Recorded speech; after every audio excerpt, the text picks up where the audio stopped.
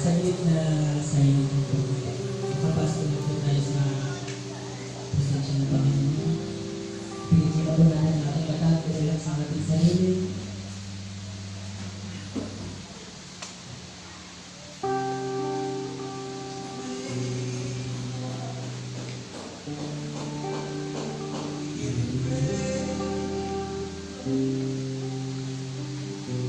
Ngayon, sinasambahan natin, Panginoon.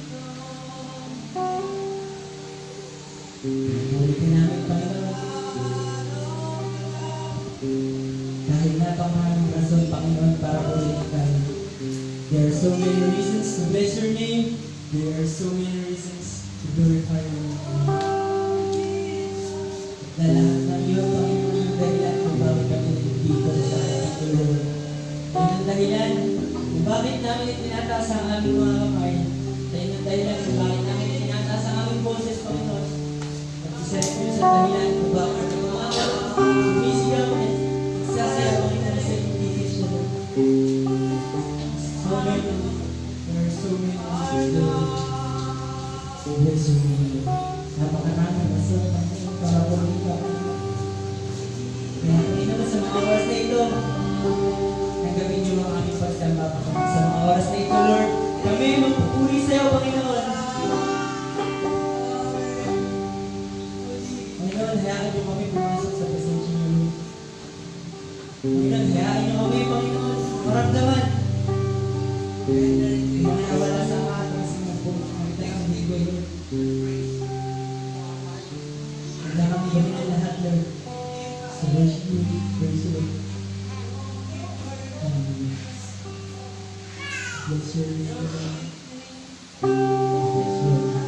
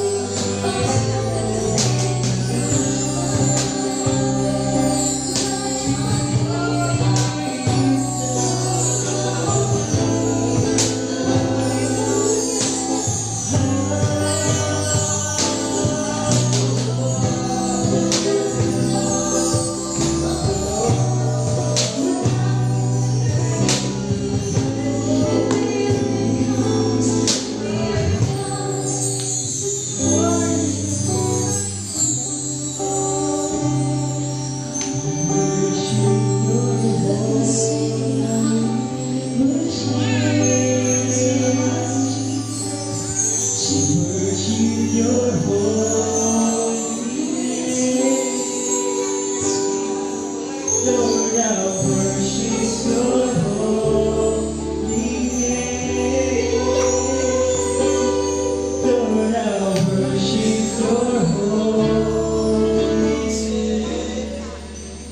We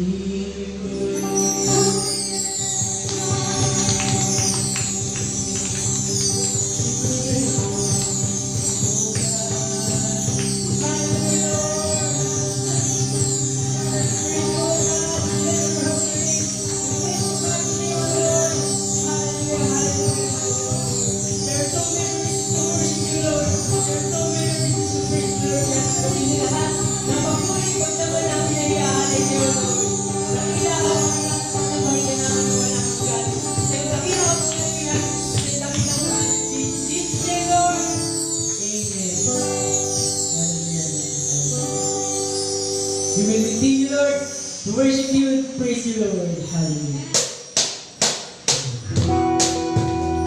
Okay. Open your eyes, Lord. Holy, holy, holy, Lord. Holy, holy, holy. I want to see you. Holy, holy, holy. Holy, holy, holy.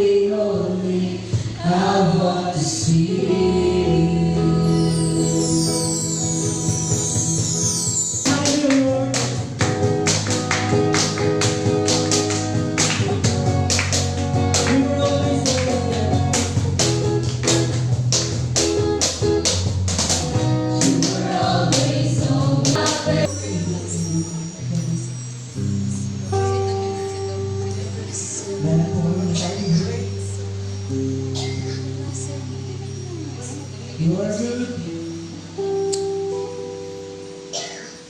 Wala kang kapantay, Lord. Walang katumbas ang iyong pangalan. Ikaw yung napakakapangyarihan, Lord. Lord, I just feel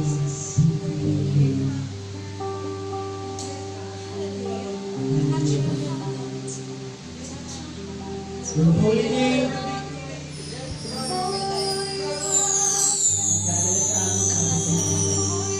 Sa daan, ano saan patungo sa iyo, Lord. Your holy name, Lord.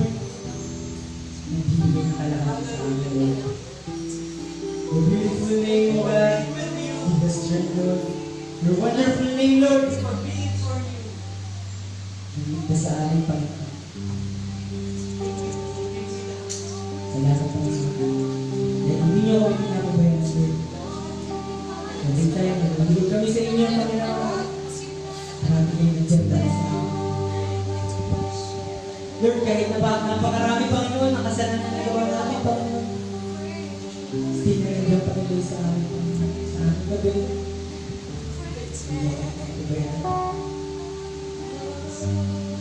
Nagagawa niyo lang sa isang gabi sa inyo.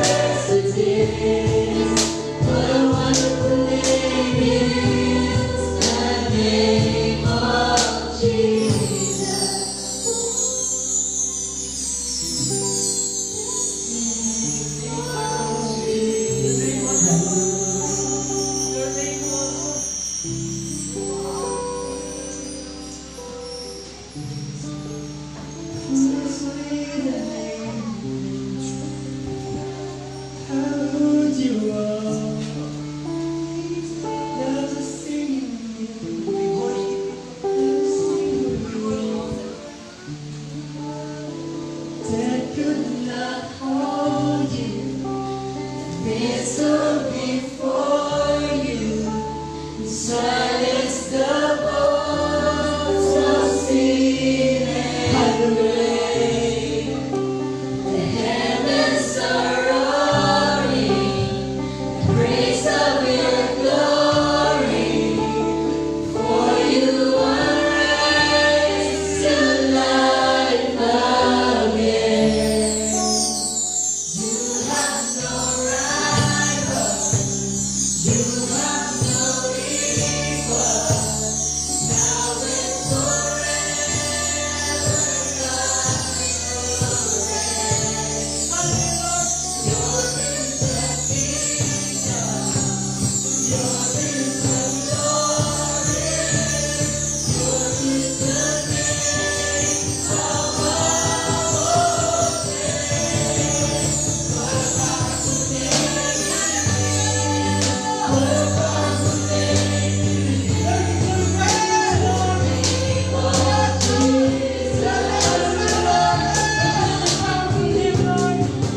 What a powerful name it is! Life can stand against the powerful name it is! The name of Jesus. What a powerful name it is! What a powerful name.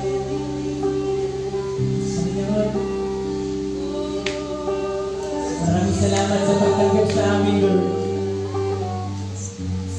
Kahit na kami mga kasalanan, Panginoon. Kahit na kami, may masama, Panginoon, sa paningin ng Lord. Still, mas greater pa rin yung dami sa amin. Sabi nga, Lord, may sin was great, but your love is greater, Lord. Hallelujah, Panginoon. Maraming salamat, Lord. Maraming salamat sa pagtanggap sa amin. Kaya ibibigay na natin ang aming sarili sa'yo, Lord. Kaya ang aming puso, ang aming isip, ang aming kaluluwa, we give ourselves over to you.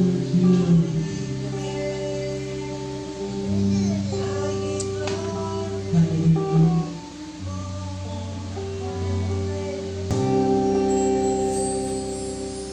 My life is not my own. To you I belong. I give myself to you. My love is not my own. My life is not my own. To you I belong. I give myself to you. My life is not our, my life is not our own. Life is not my own. Hindi sa amin ang buhay natin. Sa iyo ito, Panginoon. I give myself to you. My life is not my own. My life is not my own. To you I belong. I give myself to you. My life is not my own. To you I belong. I give myself to you. My life is not my own. To you I belong. I give myself to you. Give myself away.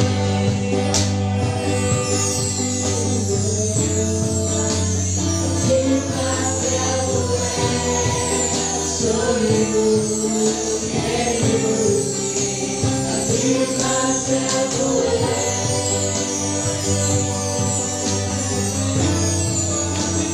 Give myself away. I give myself to you. Give myself away.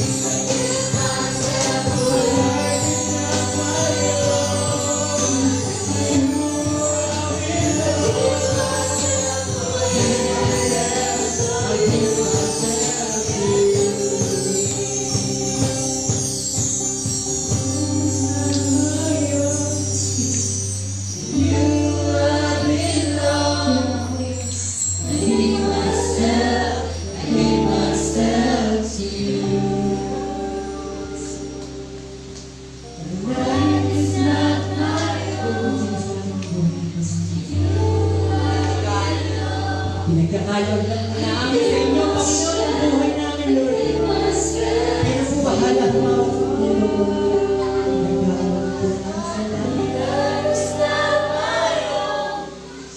Nagkaroon po ang declare, Lord, make me your own, Lord. I give myself to you.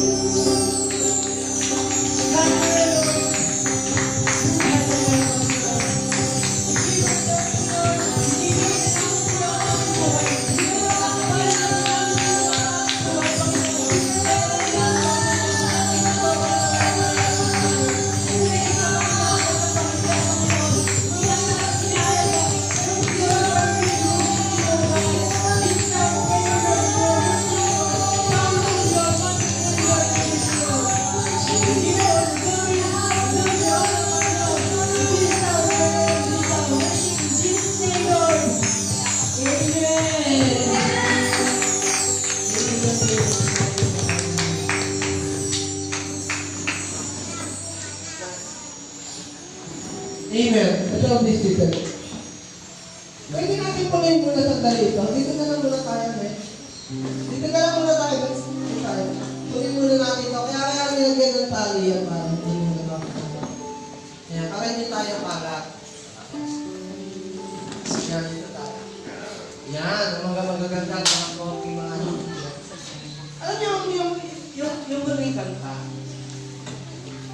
yung huling inabit ng song niya, parang ang hirap na bigyan na. Parang ang hirap niyang awitin. Pag kinanta mo to, pag inawit mo to, parang nakakasinto na. You know why? Ibig niya eh. Hindi mo nakulusok dun eh. There is sometimes sa pag kinaawit kita, I give myself, I give myself, I give myself away. Minsan pag kinanta ko siya, sinto natin, you know why? Kasi there is something eh.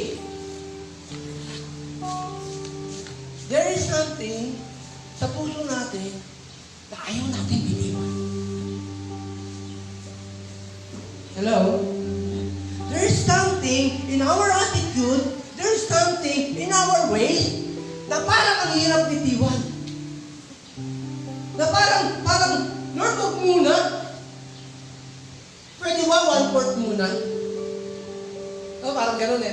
Pwede ba, Lord, 1/4 muna ng buhay ko? Pwede ba huwag ka muna mag-enter dito? Pwede ba huwag ka muna ibigay ito? There is something eh. Kaya pag inaawit mo siya, parang nakakasentonado. Kasi on your mind, in our mind, in our heart, there is something to be hidden. There is something na ginagawa mo behind. Nakakala natin nakakaligtas tayo. Pero ano sabi ng Panginoon? Yung mga sinabi na nakatakot ilalampas sa bubong, walang matatapos sa kanya. Kaya itong kantang ito, itong awit na to, ano to eh? Open-minded to. No? Breaking hearts to eh. Babasagin niya yung puso mo eh. Kasi tatayo ka lang eh. Tatayo lang tayo naman. Tapos nakikita mo yung lyric. Ikaw muna, Lord. Puro mo lang nalang sabihin natin sa leader, palitan mo yung awit. Palitan mo yung kanta. Pero, kung tayo, open sa Lord, kung tayo parang bukas na bukas sa Panginoon, parang sapit ka sa Lord, ang sarap kakantahin. Ano yung kanta? To you I belong. My life is not my own. To you I belong. Give myself.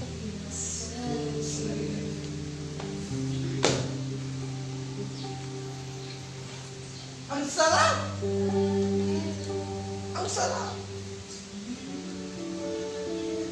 Ang sarap! Para bang Lord, all mine is yours. hidden attitude, all my hidden character, all my job, all my desire, all my goal, all my achievement, everything, Lord, to you alone. Ang sarap. Para bang gusto mong, oh Lord, sige sa'yo na lahat. Wala na sa akin. Sa'yo na lahat. Tapos kakaawit ang gano'n. Wow! Wow, church. Ang sarap. Give myself. Give myself. Church, napakaikli na ng oras. Jesus is coming very soon. Jesus is coming very soon. Amen. Do not hide your face into a place where sa palagay natin, hindi tayo nakikita ng Diyos. No! Sa palagay natin, na para bang, dito muna tayo. Let's face it, bata pa ako, Panginoon eh. Kailangan kong maranasan to eh. It is the way of the earth.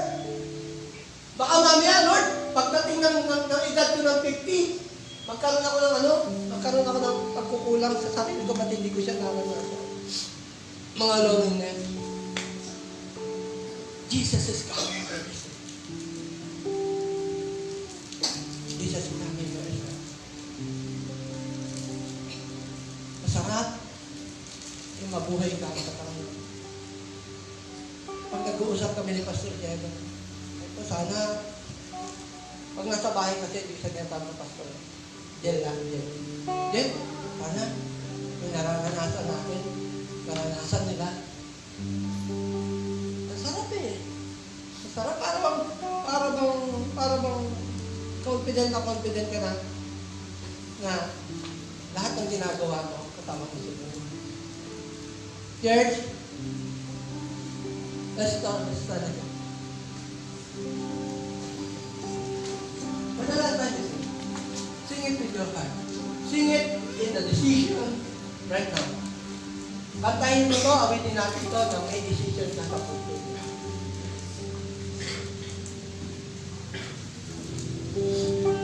From the beginning. Says,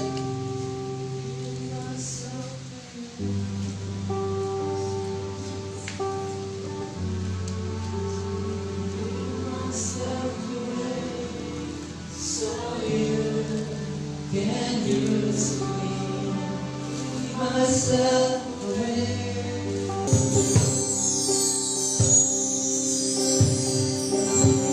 Not my own, to you I belong. I give myself to you. My life is not my own. To you I belong. I give myself to you. My life is not my own. To you I belong. I give myself to you.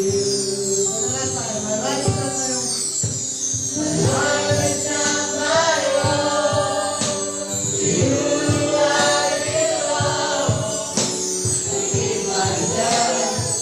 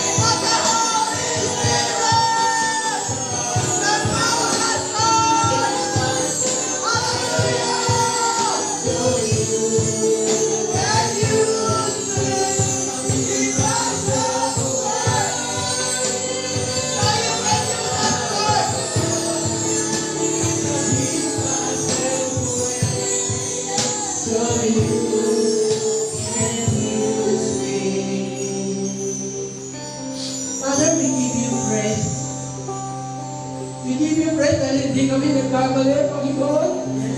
Nagpapibigay ng buhay namin. Hindi kami nagkamali ng desisyon, Panginoon, ng aming pagkakatiwalaan. Hindi kami nagkamali ng desisyon, Panginoon.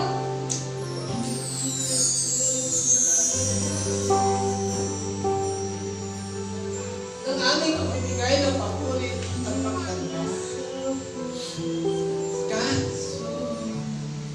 make us strong.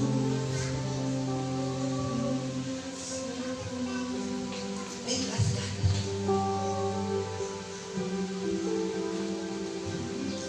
Make us God. Be enthroned in every heart. Be enthroned in every heart of your people.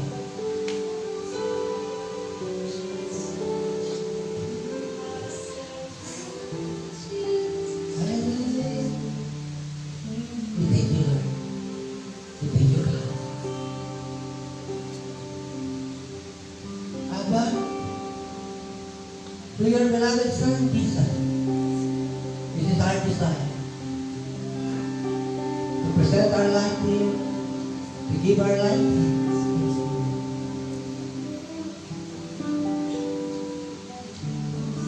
Yes. Yes. Yes, God.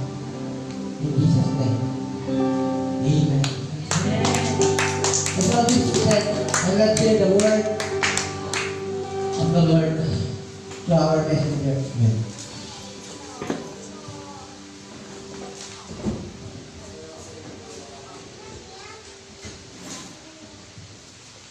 Yan, amen. Oh, pawis. Okay, so, tunay nga na lahat ng nakakilala sa Panginoon, they say, or we will say, that we will give ourselves away. Diba? Once na nakilala natin si God, hindi na yung sarili natin yung iniisip natin o mas napa-priority. It is God.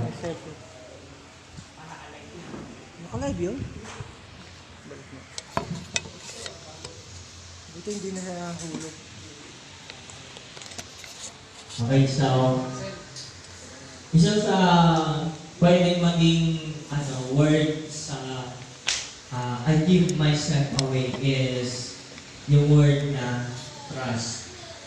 Diba? Pag yung sarili natin, hindi na natin inisip or hindi na natin inuuna, we trust our life to God.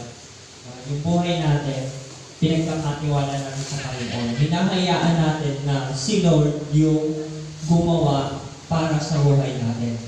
Amen. So, sa oras na ito, ang pag-uusapan din natin is all about trust.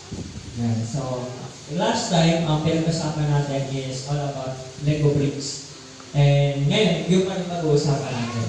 Okay, so, hindi ko pa kasi siya natatapos. And sa bawat meaning ng Lego bricks, marami din siyang nagiging parang open mind sa bawat isa, lalo na nung nakakabasa ng Lego design, Lego principle. So, isa sa nabasa ko, merong building blocks o merong kailangan para sa isang connection o sa isang matibay na connection, hindi lang sa Diyos, maging sa tao. So, meron siya tatlo, yung trust, yung love, at yung forgiveness. Pero ang pag-uusapan natin ngayon is trust. So, may title, o yung pag-uusapan natin ngayon, discipleship is a trust. Yan. So, kailangan ng pagtitiwala. So, sa atin, we are the disciples of God. Bawas na tinanggap natin si Christ ng buong puso, ng buong buhay, we are considered as His disciple. And bilang isang disciple, kailangan mabuhay o magkaroon tayo ng mabuhay o manatili sa atin yung salita trust. Yan. So, ito yung pag-uusapan natin ngayon. So, sa lahat ng relationship, hindi lang sa Diyos, maging sa pamilya, maging sa karelasyon, sa kaibigan, sa kapitbahay, kahit sa relasyon, it needs trust. Diba? Napakahirap na magtagal yung isang relasyon kung walang pagtitiwala. Diba? Example na lang sa mag-asawa. Diba? Bakit sila nagpakasal? Diba? Dahil meron silang tiwala sa isa't isa. Diba? And it tested, hindi lang isang biglaan. Diba? Na ginawa mo ngayon, papakasalan mo na bukas. Diba? It takes time. And ganun talaga sa pag sinabing trust. Trust, i-earn siya. And ganun din sa Lord, di ba? Na bilang isang disciple ni Christ, bilang mga disciple ni Christ, kailangan pinagtatrabahuan natin yung trust na ibigay sa atin ng Diyos. Diba? Na kailangan i-work out. Sabi nga, work out your salvation. Diba? So, ngayon, ang pag-uusapan natin is trust. So, bilang mga disciples, kailangan natin trust. Kailangan meron tayong trust o pagtitiwala o pinagkakatiwalaan dapat tayo hindi lang ng Diyos, maging ng ibang tao. And kapag meron kang trust o gusto mong magkaroon ng pagtitiwala, meron niyang mga kinakailangan o sabihin natin parang requirements para masabi kung totoo ka ba o dapat ka bang pagkatiwalaan ng Diyos at syempre ng ibang tao. Okay, so ngayon ang pag-usapan natin is trust. Discipleship is a trust. Meron ba yan yung Jeremiah? Ay, wala ba yan? Labas mo muna yun. Jeremiah chapter 17 verse 7 to 8. So, ito yung main verse. Yan. So, Jeremiah chapter 17 verse 7 to 8.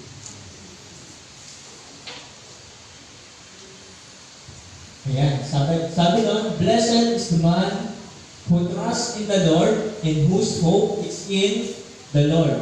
For he shall be like a tree planted by the waters, which spreads out its roots by the river and will not fear when heat comes, but its leaf will be green and it will not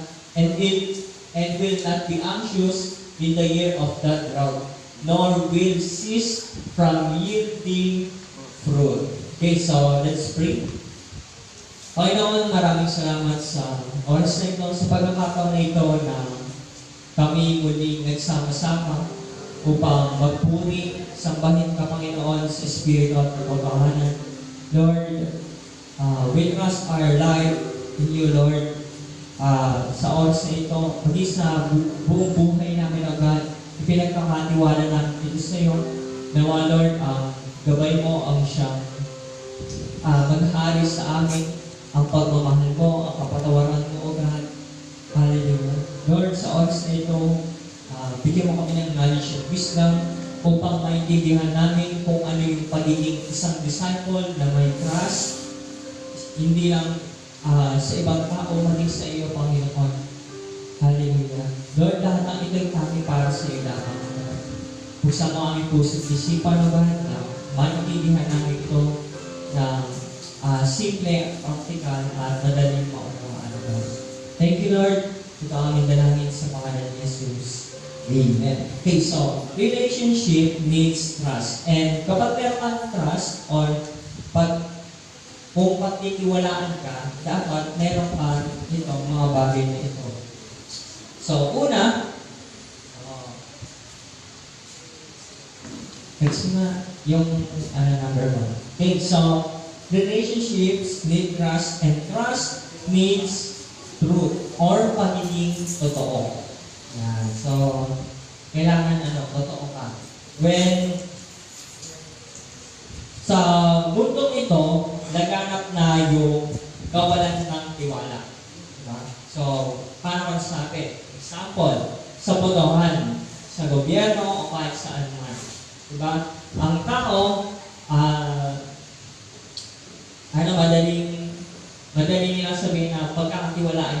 Pero kapag naupo na, maaaring tama, maaaring hindi. Diba? So, doon pa lang sa, sa pangangalaman niya, ipinapakita yung parang totoo. Diba? Pero pag nakaupo na, doon mo na malalaman yung totoo. So, hindi ka agad masasabi na yung pinaka-agenda, kung tama ba or hindi. And sa kumpanya, diba? Sa mga kumpanya, diba na kapag yung isang tao is puro kabulstugan yung ginagawa sa kumpanya, so hindi siya magkaka-earn ng trust. And kapag yung isang tao is porsigido na magtrabaho at nakaka-contribute ng malaki sa kumpanya, diba? Na-promote. Kasi they earn trust. Mag-isa sa mga artista. Diba? Kapag pangit na yung nakita sa kanila, diba nawawala yung trust? Pero pag maganda, lalong mas marami nagiging fans, mas lalong maraming nagiging followers, kasi they earn trust. Maging sa media, and masakit man isipin, pero minsan o kadalasan din, maging sa religion. Hindi lang sa ibang religion, maging sa atin, sa mga born again church. Minsan, may mga leaders, may mga tao sa loob ng simbahan, di pinapakita yung totoo, pero iba sa objective nila. So, mahirap malaman kung totoo na ba yung kaharap mo or hindi pa. Or hindi. Diba? Maging sa picture, diba? Sa ngayon, napakadami ng edited na picture editor. Diba? Na mukha siyang dinosaur, tapos pero pag inedit, mukha ng anghel. Diba? So, nadadaya. Maging sa video, di ba sa mga edited videos, yung kala mo, yung nakatayo lang siya, pero minsan, parang nagiging invisible, di ba? So, maraming edit, or nai-edit, or hindi nagiging totoo minsan. So, laganap ang kawalan ng tiwala sa mundo. So, ang isa lang mapagkakatiwalaan natin o sabihin nga natin totoo, walang iba kung hindi ang Diyos. Diba? Kahit kailanman, hindi nagbago ang Diyos. Diba? So, bakit ba tayo dapat magtiwala sa Diyos? So, tingnan natin sa John chapter 1, verse 14. Sabi doon, naging tao ang salita at nanirahan sa piling namin. Nakita namin ang kalwalhatiang tunay na sa kanya bilang kaisa-isang anak ng Ama. Siya ay puspos ng kagandahang loob at ng katotohanan. So, bakit tayo dapat magtiwala sa Diyos? Kasi siya ang katotohanan.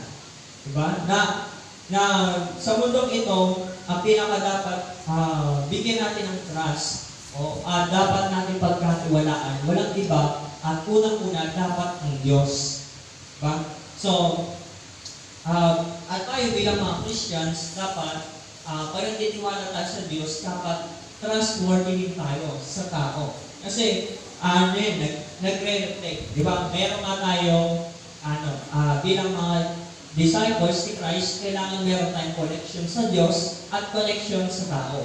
Kailangan may tiwala tayo sa Diyos, may tiwala tayo sa tao, at meron ding tiwala ang tao sa atin. Sabi ng book na The Externally Focused Church, sabi doon,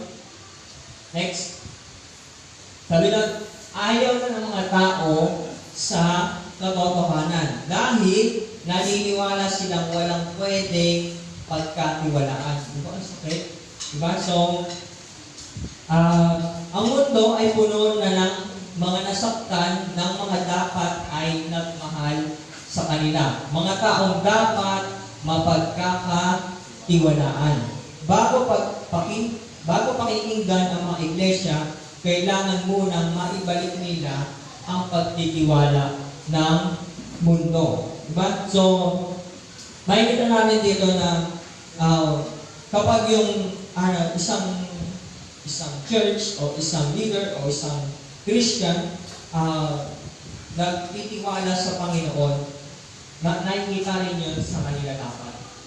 And kapag nangyari yun, may ibsan natin yung nagiging dahilan ng mga hindi nakakilala sa Panginoon. Diba? Marami sa mundong ito, hinahanap nila yung katotohanan. Diba? At hindi nila mahanap. Diba? At minsan, makikita lang yun mismo sa atin as Christians.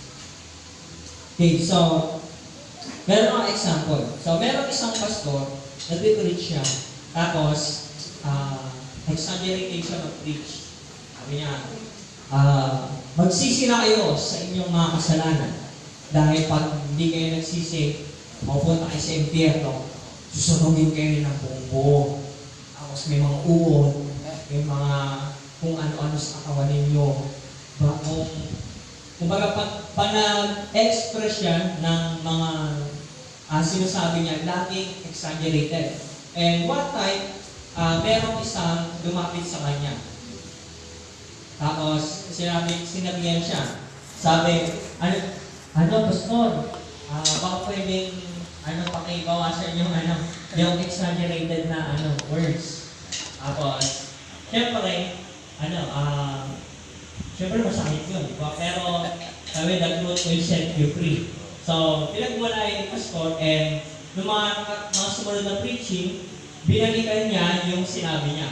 And itinama niya. Diba? So, dapat, nag-sorry siya sa congregation, sinabi niya yung tama at dapat na words para sa ganong tema. And pagtapos ng service, marami lumapit sa kanya. At isa doon yung matanda, ang sinabi sa kanya is, natutuwa ako, pastor, dahil totoo ka. Diba? Kaya pagtitiwalaan kita. Minsan, ang tao, hindi nila hinahanap yung perfectong nilalang. Ang hinahanap niya na tao is yung makatotohanan. O yung tawag na authentic. Diba? Yung tunay. Diba? O the real side. Diba? At isa sa way para mas yung mabilis na paraan para pagkatiwalaan ka is yung pag-amin sa mga pagkakamali. At sabi doon is yung paglantad ng intention. The more na nagiging open ka kahit sa tama o sa mali, o sa ino-open mo yung sarili mo, naipapakita mo yung katotohanan. And it earns trust. Diba? Dado na sa atin. So, paano tayo makakalakad sa katotohanan or bumalik sa katotohanan? So, syempre, walang iba, kundi ang pakikipag-ugnayan natin kay Jesus. Diba? Syempre, si Jesus lang naman yung center ng lahat. Okay, so sabi sa John 14:6, alam niyo naman ito, Kapitan, ako ang daan, katotohanan at ang buhay. Walang makakapunta sa Ama, kundi sa pamamagitan ko. So, again, sinabi na ni Jesus na siya yung katotohanan. So, kung gusto natin na makalakad tayo sa katotohanan or bumalik tayo doon sa daan patungo sa katotohanan, kailangan magkaroon tayo or manatili tayo nakakonek kay Jesus. Kasi siya yung nagbibigay at siya yung katotohanan na hinahanap natin. So, when we trust God, we gain trust. So, kailangan na meron tayong truth o kailangan totoo tayo sa Diyos at maging sa ibang tao. Maging sa sarili natin. So, pangalawa, ang kailangan ng trust, it means reliability. O, next, o pagiging maaasahan. So, maaasahan ba kayo? Okay, so, ano ba yung sinasabi pagiging maaasahan dyan? Ang Diyos ang pinakalarawan ng pagiging maaasahan. So, sa kahit basahin mo yung buong Biblia, walang witness dyan na hindi ginawa ng Diyos na hindi siya naging maaasahan sa lahat ng bagay. mapagkakatiwalaan ang Diyos dahil magkatugma yung karakter at sa kilos niya. So, bilang example, sabi sa bilang 23 verse 19, o Numbers 23 verse 19, sabi doon, ito yung Old Testament. So, mga ng Israel. So, sabi doon, sapagkat walang anumang bagay na hindi kayang gawin ng Diyos. So, binangapisay na lahat ng pinangapangako ng Diyos, lahat yon is kaya niyang gawin. Pag sinabi niyang kaya mong sustain yung pangangailangan nyo, sinusustain niya. Sa paglipas ng panahon, naranasan yun ng buong Israel. At pagdating doon sa Lucas chapter 1, verse 37, tinupad ni Yahweh ang lahat ng ipinangako niya sa sambayan ng Israel. So imagine niyo sa sobrang tagal na kasama ng Israel ang Diyos, o ng Diyos ang Israel, hindi nagmintis ang Diyos sa lahat ng kanyang pangako. Diba? And sabi doon sa Joshua chapter 21 verse 45, sabi doon, magpakatatag tayo sa ating pag-asa at huwag nang mag-alinlangan pa, sapagkat ang nangako sa atin ay maaasahan. And ngayon, sinasabi sa atin ng Diyos na kailangan tayo bilang mga Christian, huwag tayong mawala ng pag-asa. And huwag tayong mag-alinlangan sa kayang gawin ng Diyos sa atin. Sapagkat kung ano yung pinangako ng Diyos sa atin, ito ay Kanyang tutuparin. At ito ay maaasahan. So kailangan meron tayong reliability or dapat meron tayong pagiging maaasahan. Kapag nagtiwala tayo sa Diyos at kapag nagtiwala ang Diyos sa atin, dapat gagawin natin ito. At ito ay mangyayari. So, sa isang company, ang antas na kapag nasa kumpanya ka, ma-earn mo yung trust sa pagiging maasahan. Example, kapag inutusan ka, kunyari nagkatrabaho ka na, tapos inutusan ka. Kapag hindi mo ginawa, pag nagtiwala ka kaya amo mo, siyempre hindi. At mas worse, baka matanggal ka pa.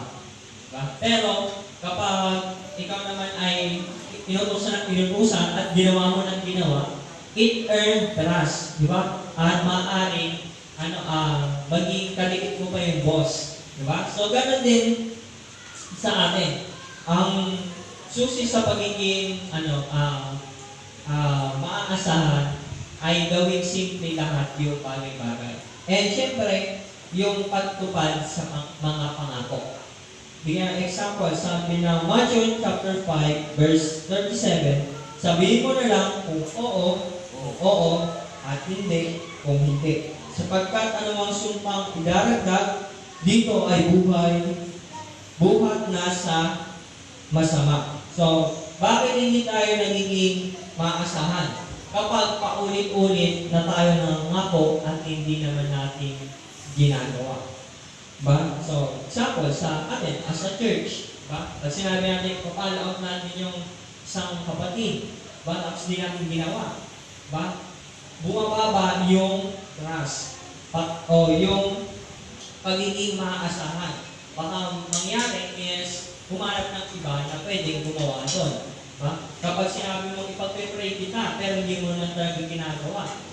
Ba? Pag sinabing, magta-tights ka, pero hindi mo na ginagawa.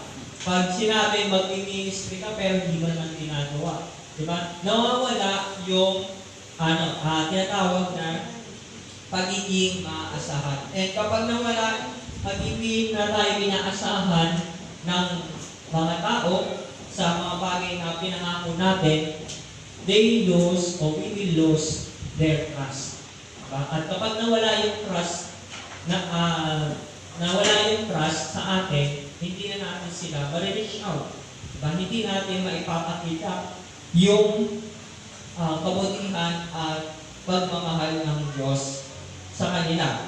So, ang ating hindi seryosong attitude sa mga obligasyon o yung nakaatang sa atin o naka-destin o sabihin pinagkatiwala sa atin ay naglalagay sa atin sa pagkasira. So, mahalaga at dapat na lagi natin tingnan na sa lahat ng bagay, maliit man o malaki, dapat lagi tayong maaasahan.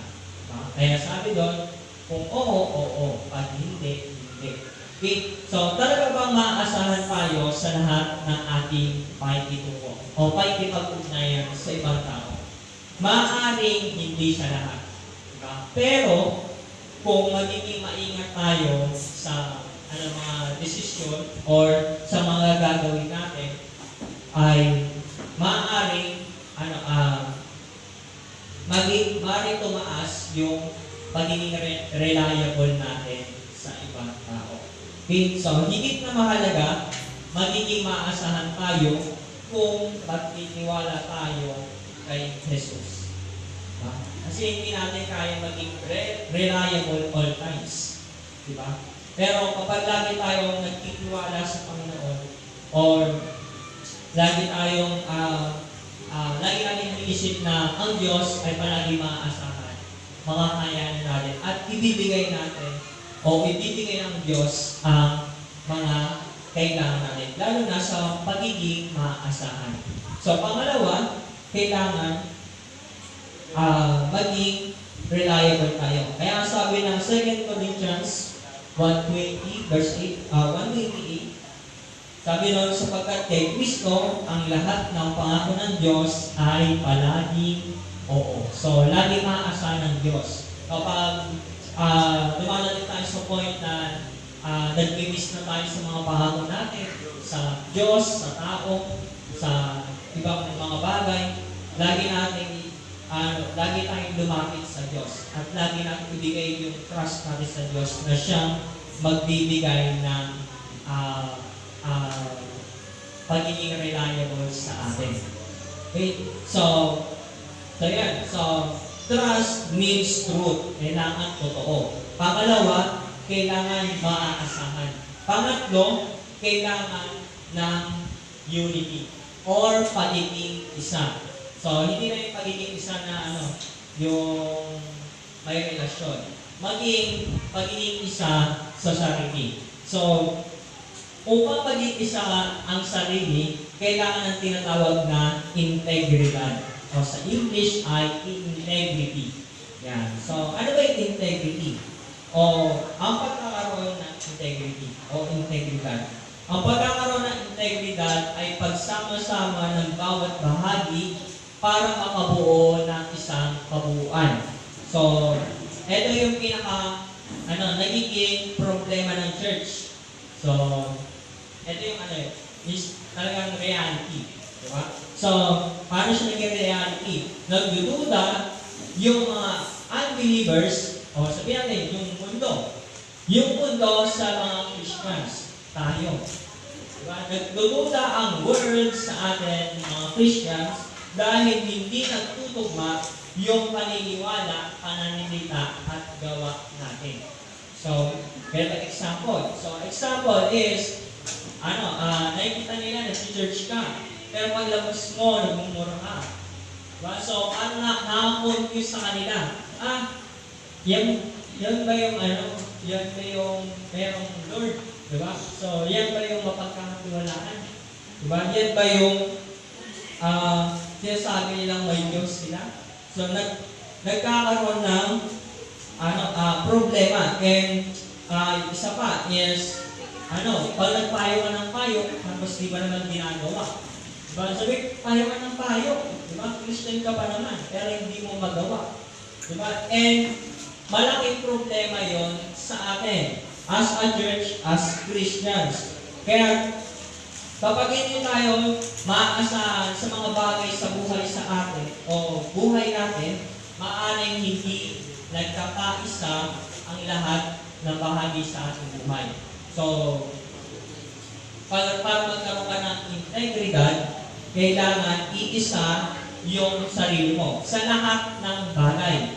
Di ba? Maging sa pera, maging sa relasyon, maging sa simbahan, sa mga kaibigan, sa kapitbahay, kailangan tugma-tugma lahat. And isa lang ang paraan para magkaroon ng buhay na may integridad. At ito ay ang magtiwala kay Jesus bilang pinakamataas na susundin sa bawat bahagi ng ating buhay. Kapag tayo inilagay natin ang Diyos bilang sentro ng lahat sa buhay natin, magkakaroon tayo ng integridad. Bigyan mo ng example sa personal life mo, diba? Or sabihin natin sa buhay pamilya. Kapag nakikita nila na seryoso ka sa Panginoon, maging sa church, sa bahay, diba? It earns trust.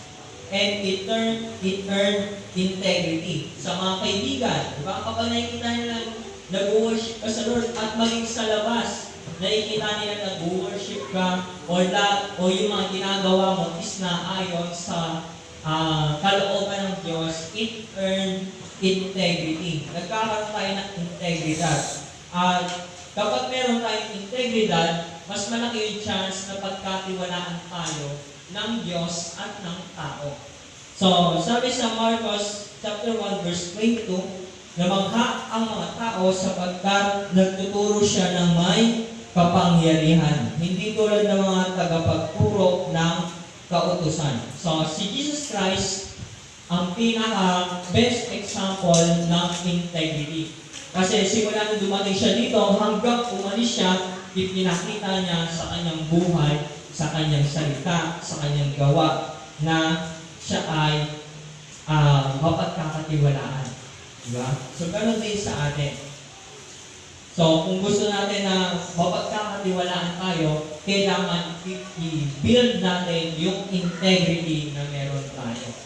O magkaroon tayo ng integrity. And pang-apat, sabi doon, standards.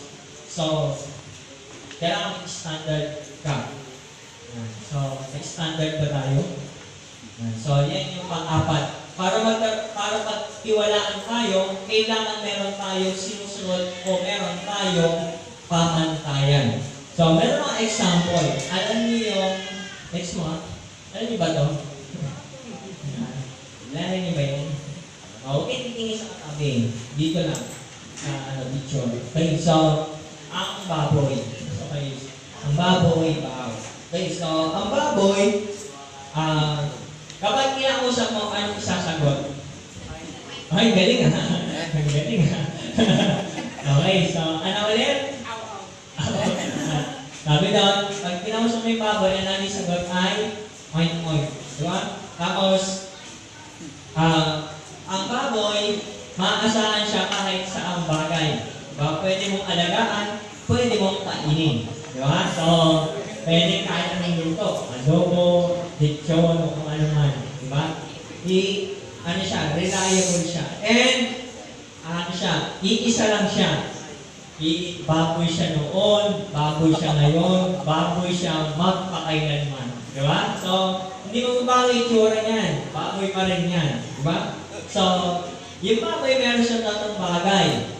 Siya ay totoo. Diba? Mga kausap ko, puro oink-oink lang sinasabi niya. Kaya alam mo, pag ang isang hayop ay baboy, oink-oink lagi sinasabi. Diba?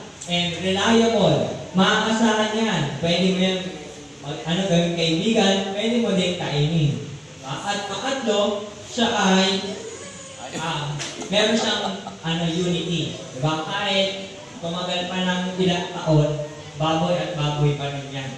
Diba? Hindi yan magbabago. So, pero, ang tanong is, magkakaroon ka ba ng tiwala o ipagkakatiwala mo ba yung tiwala mo sa baboy? So, syempre hindi. Kasi nga, dahil siya ay baboy. So, yung tatlo, so, what is my point? So, yung tatlo, yung truth, yung reliable, at yung unity, nakapatong yan sa tinatawag na standards or pamantayan. Kapag yung pag yung isang tao tumingin sa isang tao na dapat niyang pagtiwalaan, meron siyang mga tinatawag na standard. Pagtitiwalaan ko pa ito, gusto ko kasi yung kaibigan na medyo tahimik lang, maingay. Okay, next. Diba? So, merong pamantayan. And sa atin, at maging sa Diyos, ang tatlong ito ay dapat nakapatong sa pamantayan natin. Diba? Kailangan, totoo tayo, mga asahan at pagiging isa, or kailangan may unity. And sa puntong ito, sabihin natin na naging moderno na. And sa lahat ng makikita mo sa buong mundo, hindi magiging maayos ang isang bagay kung walang standards. Example, sa pagkain. Diba? Makikita niyo sa likod. Diba? Sabihin natin pansit canton. Makikita niyo sa likod, meron niyang mga ingredients. Diba? Minsan pa nga nakalagay kung anong procedure dapat siya kainin. Diba? Kailangan tatanggalin sa tubig. Meron naman yung kasama yun sa tubig. Diba? So, meron siyang standard. And kapag yung mga ingredients hindi na-meet o hindi na nabigay sa isang produkto, anong ginagawa? Nire-reject o tinatapon. So, lahat ng nakikita natin, at lahat ng batas, lahat yun ay standard. Kapag nakagawa ka ng isang violation, di ba? Nag-violate ka sa isang standard na dapat meron ka. O dapat na meron. Okay? So, bago ka magtiwala sa isang tao, titignan mo muna yung standard na meron ka. Diba? So, ito ba ay maasahan? Ito ba ay totoo? O baka, nagloloko lang? Diba? At ito ba ay maayos yung buhay? Or laging nakasentro si Lord? Diba? So, laging ganon. So, ang standard ay kailangan nandoon sa trust. Okay? So, ngayon, ano ba yung standard ng Diyos? So, makikita natin yun doon sa kinanta natin kanina. Ang standard ng Diyos, He is holy. Diba? Ano ba yung ibig sabihin ng holy? Ito yung sukdulang mataas kaysa sa atin. Diba? So, kumbaga yung standard ng ganito lang, ganito ang Diyos. Diba? So, pag sinabing holy, it means hiwalay. O yung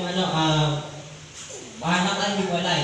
Ang Diyos, hindi kaya i-govern o utusan ng mundo ang Diyos. Kasi ang Diyos ay hiwalay sa mundo.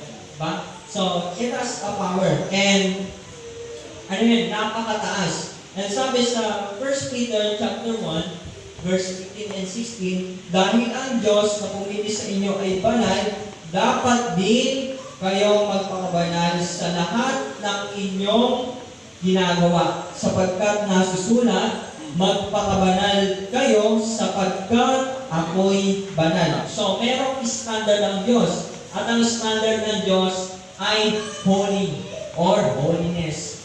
So, kung papasinin nyo, meron diyang meron nakaka-confuse dyan na word. Sabi doon, magpakabanal sa lahat. Yan. So, sinabi ko magpakabanal sa lahat, hindi gumawa ng kabanalan sa lahat ng bagay-bagay. Diba? So, ibig sabihin, yung magpakabanal sa lahat ng meron ka, gagawin mong banal. Diba? Hindi yung mag-create ka ng isang bagay na sa tingin mo, yun yung magiging holy sa Lord. Diba? So, hindi kailanman maabot ang kabanalan. Diba? Kahit anong pilit natin, hindi natin ma-reach yung pinaka-highest na kailangan ng Diyos, yung pagiging holy. At hindi ito nakasalalay sa kakayahan natin.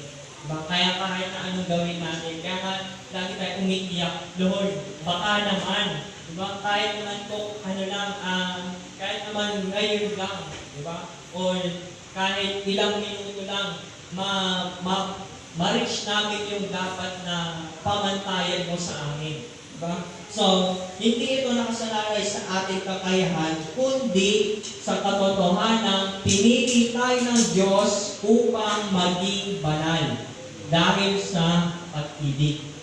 Diba? So, napakasarap to, di ba? Na, lahat ginagawa natin and lahat ng ginagawa natin, alam natin hindi, makakaabot sa Diyos, pero, ang Diyos, napakalawak ng pagmamahal niya. Di ba? Umaabot pa rin. Diba? Yung alam natin hindi kaya, pero sa tulong ng Diyos, naaabot. Diba? Example na lang sa sa pag-worship natin. Alam natin na makasalanan tayo. Alam natin marami tayong pagkukulang. Diba? But when we worship God, diba, na we give our best, diba, na kahit na alam natin hindi natin kaya, pero sa tulong ng Diyos at sa pag-ibig ng Diyos, naaabot natin yung holiness. Diba? So, it needs standards. Sabi daw, paano maging banal? So, para ikaw ay maging banal, kailangan ng paglanggap ng buong pagtitiwala sa ginawa ni Jesus sa atin. Diba? It needs trust.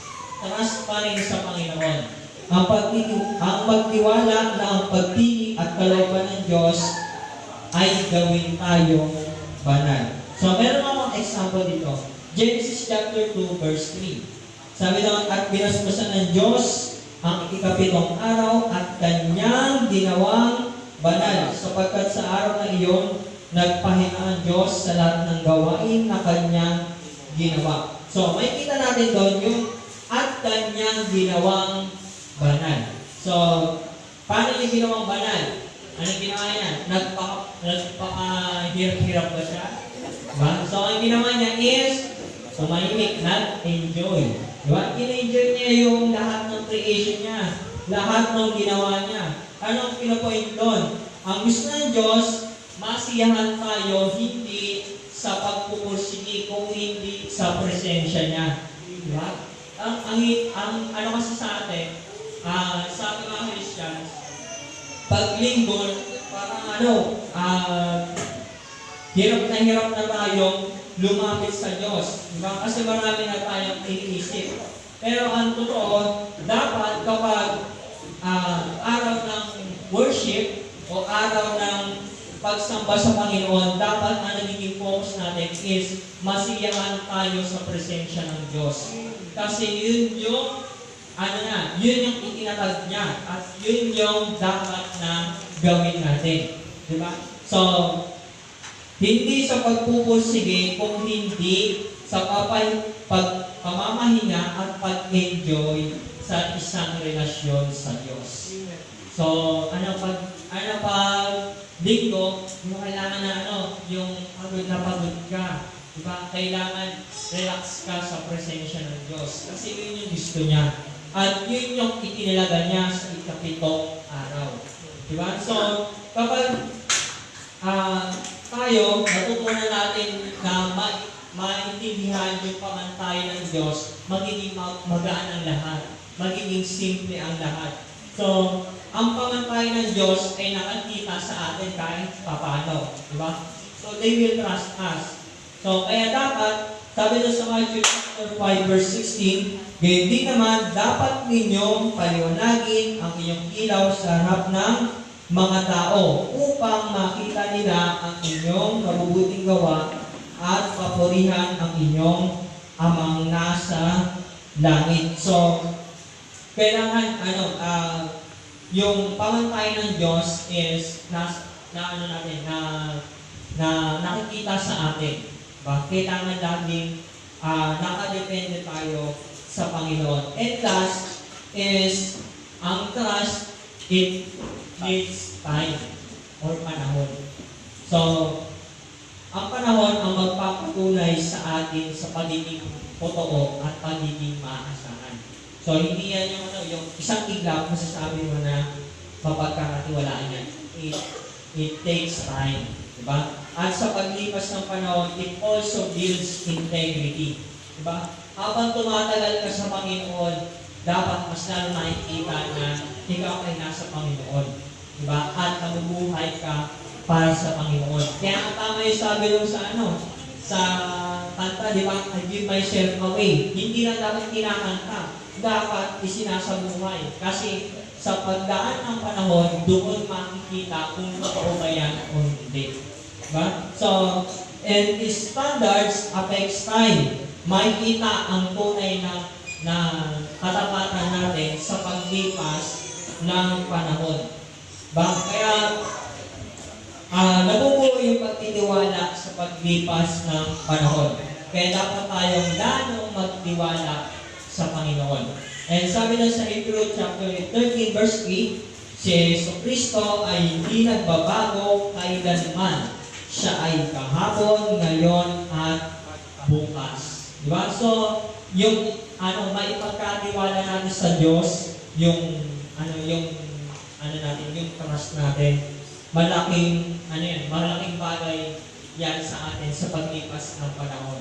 And hindi issue ang paglipas ng panahon, kundi ang makita ang pagiging totoo, pagiging maasahan, pagiging isa, diba? At naayon sa pamantayan at matapat na isinasabuhay sa pagtagal ng panahon.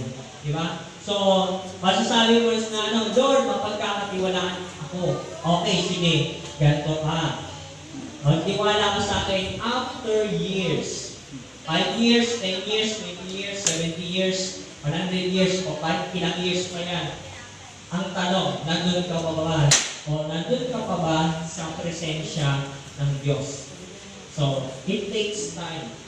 And kailangan yon para mas mapagkatiwalaan tayo ng Diyos at ng ibang tao. Kailangan sinasabuhay natin. So, sa aking pagtatapos, meron ako dito ng example. So, meron ako, yung una kong pastor siya.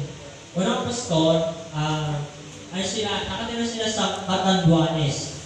So, alam niyo yung Catanduanes? Medyo deep na lugar sa Bicol. So, hindi ko alam kung pirang ata yun eh. Basta napuntahan ko yun and umabot siya ng isang araw. Nasakit sa puwit kasi kami naka-FX ata yung sinakyan namin. Imagine mo, isang araw na nakaupo, diba? Na nagbabiyahe. Masakit talaga. Doon ko na-experience yung isang araw magbiyahe. And nakaka-ewan. Diba? And nung kinuwento niya yung buhay niya siguro nag-preach siya ng isang beses. Ang buhay niya dati sa Catanduanes is simple lang. Yung bahay lang. Tapos pag gabi walang ilaw. Diba? Kasi wala pang kuryente. Diba? Tapos magtatanim para magkaroon ng pagkain. Diba? Yung pinakasimple yung buhay. Pero ang naging kakaiba sa kanila is sa bawat pagkain nila o doon sa time na magsasama-sama sila kumain, lagi silang masaya. Diba? Lagi silang as in talagang tumatawa. Tapos, pagkatapos nun, lagi may prayer. Diba? Ganun lagi sila araw-araw. And lahat ng kapitbahay nila, naku-curious na sa kanila. Kasi, bakit parang araw-araw tumatawa sila? Diba? Anong meron sa kanila? Mga adik ba yun? Diba? So, parang hindi sila makapaniwala na gano'n. Araw-araw. So, one time, tinanong nila, diba? Anong ginagawa nila? So, sabi lang nila, kumakain. O, siguro may ituwan. Diba? So, yun lang, ganun lang kasimple. No, meron lang silang matibay na relasyon sa isa't isa. And siguro mga ilang araw pa, yung nagtanong, pumunta na doon sa church nila. Okay. So, sabi nila, at ang testimony siya, sabi niya, Hindi ako makakilala sa Panginoon kundi sa pamamagitan nila. Kasi, lagi ko sila nakikita ang masaya. Well, lagi ko sila nakikita nagsasalo-salo. Parang, laging buo yung pagmamahal sa bahay nila. And gusto ko rin maranasan yun. At dito, doon ko nalaman na kaya pa na nila naranasan yun is dahil sa Panginoon. Kaya gusto ko na lumapit sa Panginoon para maranasan ko rin yun. Yung pagmamahal yun. So, what is my point? Ano ba yung ginagawa natin sa pagkipag-ugnayan sa ibang tao, sa churchmates natin, sa LG natin? Diba? Una, we create a world, relationship, or culture na naghahari dapat ang pagtitiwala. Pangalawa, tinuturuan tayo o natin ang isa't isa na magtiwala hindi lang sa isa't isa sa atin, kung hindi lalo sa Panginoon. Kapag nagtitiwala tayong lahat sa Panginoon, malaki yung magiging impact natin dahil hindi na sa isa't isa, magiging sa buong mundo. And tinuturuan tayo magtiwala sa isa't isa. Para pagtiwalaan tayo ng mundo. So sa isang Lego brick, diba, nakita yung Lego brick, diba, pag tinudok-tundok siya, nagiging maganda yung itsura niya, marami siyang shapes, diba? So bakit nagiging ganon? At maraming naglalaro ng Lego brick. Kasi una, hindi siya nagagaya. Maraming gumaya ng Lego brick, pero hindi nila na-reach yung kagandahan ng Lego brick. Ang Lego brick, kinreate siya para magkaroon ng magduktong-duktong at makakreate ng isang magandang itsura. Diba? Na pwede natin gawin. And ito ay maaasahan. Isa mo na din yan, mag-i-enjoy yung matanda, yung bata, di ba? So, kahit sino, pwede mag-enjoy na paglaruan yan. And ito ay merong unity. At ang goal lang ito is maduktong. Duktong lang. Yun ang pinaka-goal niya. Duktong-duktong. And meron siyang pamantayan. Lahat ng Lego bricks high quality.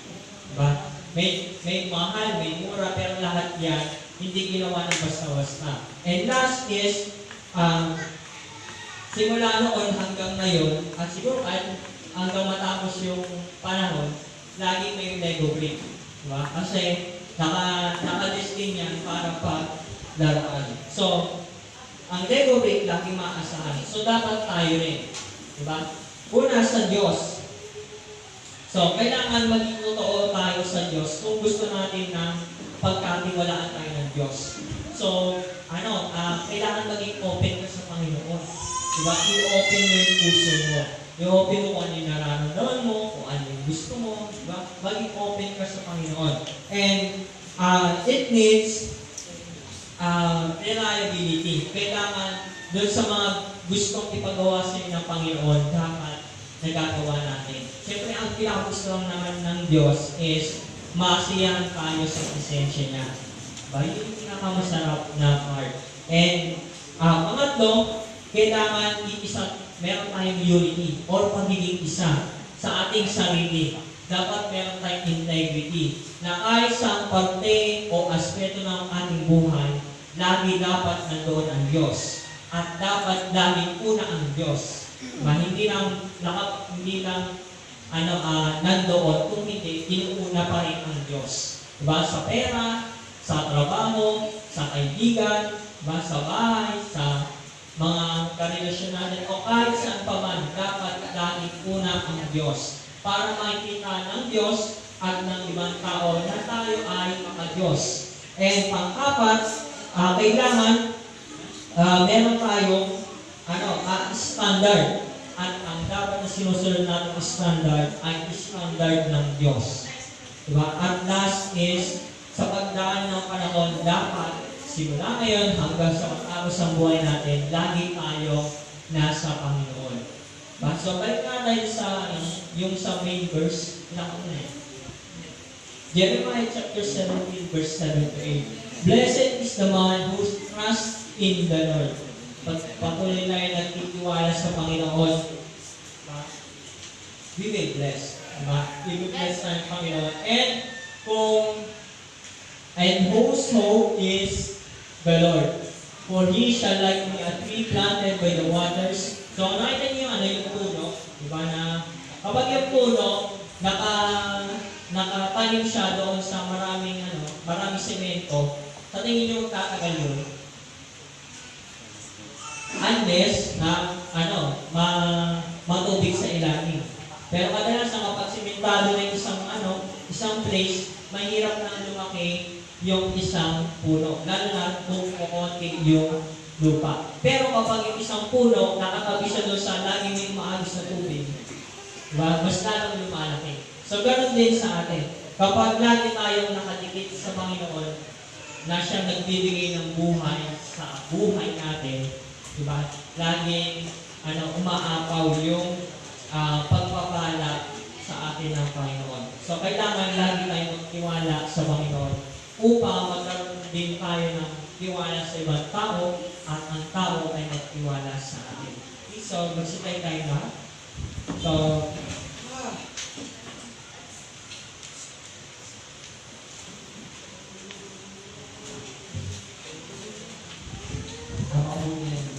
so let's worship the Lord.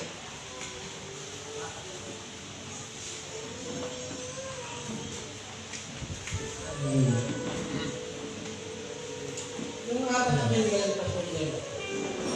Okay lang? Trust? Unity? Truth? Reliable?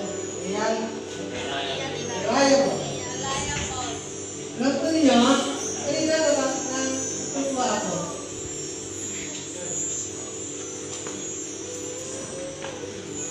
Hindi mo may enjoy yun. Oo, hindi mo may enjoy yun. Mahirap i-enjoy yung apat ito. Pero maniwala ko. Maniwala kayo. Once may binigay natin, yung kami rin natin sa Panginoon, at nagtiwala, na tinignan natin siya. Ngayon na